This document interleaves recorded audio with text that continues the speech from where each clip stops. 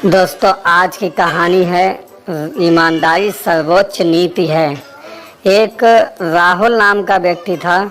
स्वभाव से बहुत ही गंभीर था। उसकी पढ़ाई पूरी हो चुकी थी, लेकिन कोई नौकरी नहीं थी। दिन रात वो काम की तलाश में इधर उधर भटकता रहता था। राहुल एक ईमानदार मनुष्य भी था, इसलिए भी उसे काम मिलने में मुश्किल आ रही थी। दिन इतने खराब हो चुके थे कि उसे मजदूरी करनी पड़ी। रोजी रोटी के लिए उसके पास अब कोई विकल्प नहीं था। राहुल पढ़ा लिखा था, जो उसके व्यवहार से साफ जाहिर होता था। एक दिन एक सेठ के घर राहुल मजदूरी कर रहा था। सेठ का ध्यान राहुल के ऊपर ही था।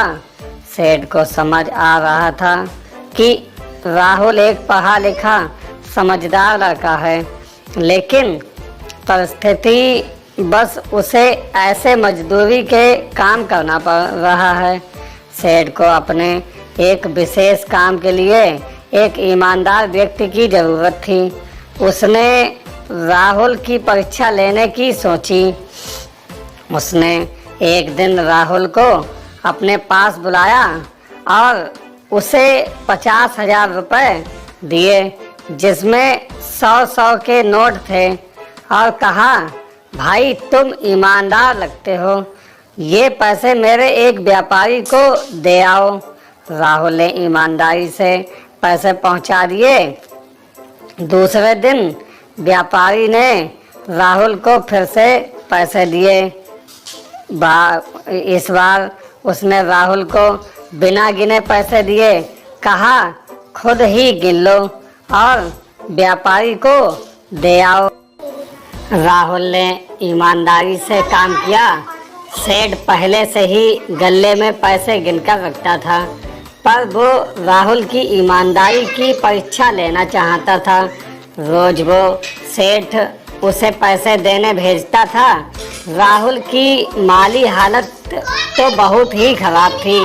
एक दिन उसकी नीयत डोल गई और उसने 100 रुपये चुरा लिए, जिसका पता सेठ को लग गया, पर सेठ ने कुछ नहीं कहा।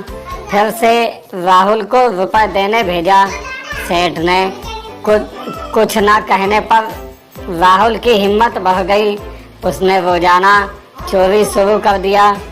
सेठ को उम्मीद थी कि राहुल उसे सच बोलेगा, लेकिन राहुल ने नहीं बोला। एक दिन सेठ ने राहुल को काम से निकाल दिया। वापस में सेठ अपने जीवन का एक सहारा ढूंढ रहा था। उसकी कोई संतान नहीं थी।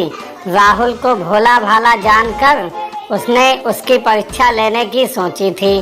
अगर राहुल सच बोलता तो सेठ उसे अपनी दुकान सौंप देता।